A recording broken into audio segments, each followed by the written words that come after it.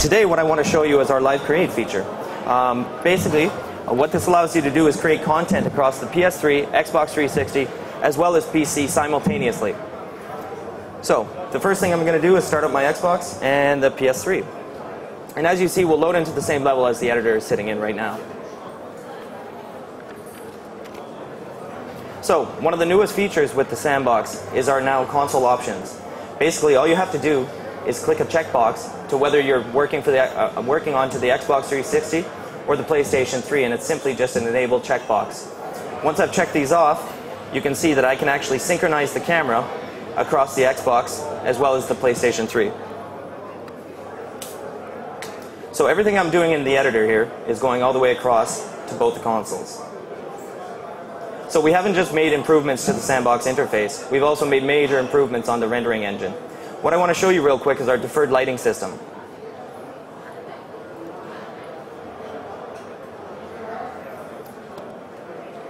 So, obviously lights are the keys to making things look nice. As we create more lights in a scene, more lights are interacting with the objects in the scene, and obviously the textures are going to pop a lot more normal maps, specular maps, anything like this. So what I'm going to do here, I'm just grabbing a light, and I'm going to move it around in the hallway, and as you can see, that's updating on the PS3 as well as the Xbox. So we'll make some more major modifications to this deferred light here. So I'm upping the radius to 5, change the diffuse multiplier, and bring up the specular. Now it's a little blue and washed out, I'm just going to change it to maybe a green color, something like this, and you see how easy it is to actually manipulate this and change everything that you want directly on the PlayStation 3 and Xbox 360. So if you're a developer making a multi-platform game, this is an essential tool to be able to compare what your game is looking like on consoles. There's a couple more nice features with the deferred lighting. We can do a lot of different lighting types. So this one, for example, is going to be a projection type light. So as you can see, I'm projecting a texture across, but it's simulated like lights. So, and again, updating on the PS3 and Xbox 360. So I'm going to go ahead and remove this light, and I'll move us outdoors.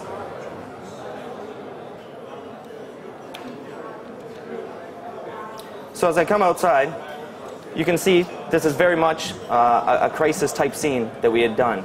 Now, the difference here is that you're going to see it on the PlayStation 3 and Xbox 360. Now, there are some really nice tools that we're taking over from Sandbox to be able to develop onto the consoles. And one of the biggest tools was the time of day tool. Our designers don't want to be bothered with a lot of graphs, a lot of problems, so we just gave them a simple slider. So as you can see, as I change the time of day, that's updating on the Xbox 360 and the PS3 and the PC all at the same time. So I'm just going to change it to more of a night scene, and you can see, again, comparing this makes it very nice. So I'll bring back the time here, and I'll show you how we do our terrain modification and a bit of terrain painting in the sandbox. So I'm just moving my camera into position here, and I'm going to go ahead and grab our modify brush, and what this allows us to do is just do simple height map painting. So I'll change my sliders here. Smooth it down a little bit. We'll do something real fast, just maybe a little island or something coming out here. Smooth this right down. So now as you can see, that's updating on the consoles as well while I'm painting on the PC. Sample a bit of a lower height. Maybe give some shape to this. Alright, great. I'm pretty happy with that. So what we're going to go ahead now and do is do a bit of layer painting, because obviously that doesn't look very realistic yet. We're going to throw some textures on it. So the first thing I'm going to grab is actually our terrain texture layer browser. This is a new feature that wasn't existing in CryEngine 2. And this is a nice way to interface with all our textures. So these are all the textures that are going to go onto the terrain, and you can actually see all the restrictions that we place on them. For example, they might have a minimum height, a maximum angle, minimum angle, anything to that effect. So I'll go ahead and close that. Open up database view. So I just jump into the layer.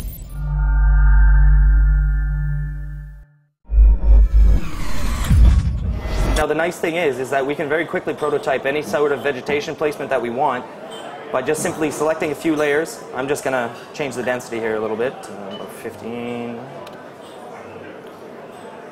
And you just basically click a couple times, and you get an instant forest. And as you can see, Xbox 360, PlayStation 3. Now, one of the things that sets Sandbox apart from all of the other editors and interfaces out there is what you see is what you play. We've brought this now to consoles as well.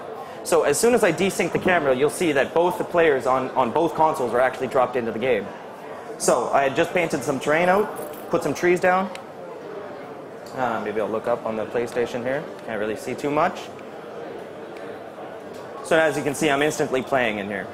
And I've just created this. So if I was a better shot, I could probably take down that tree. And if you screw up, you can always just sync the camera back up and drop it back down.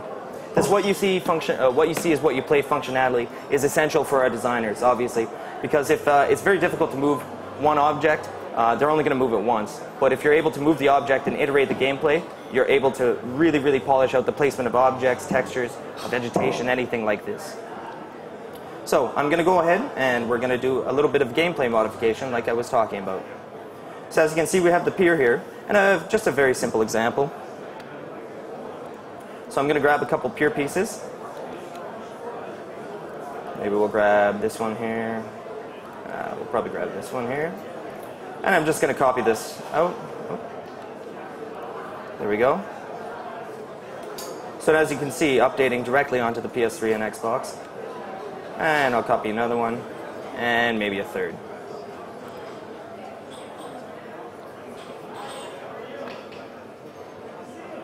So again, what you see is what you play functionality. I'm just going to jump in, and I'm going to test this little platformer that mini platformer that I've created here. So first jump, probably not so good. Maybe I'll go back, try this again.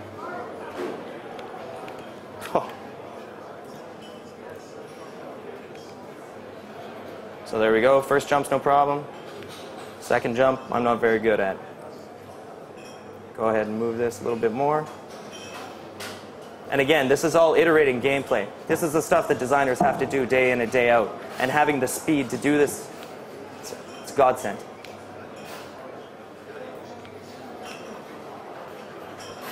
So, like you can see there, it's moved too far. So, simply to move something like this back.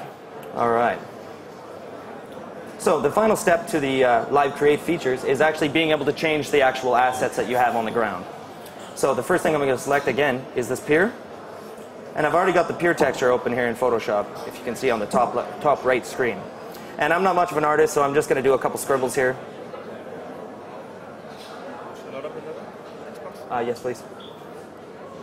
So I do a couple scribbles there. Control S. Oh, somebody open. There we go. And as you can see, that updates directly onto the PC. Takes a second, and then PlayStation 3 instantly. So having this level of interaction with your objects is essential.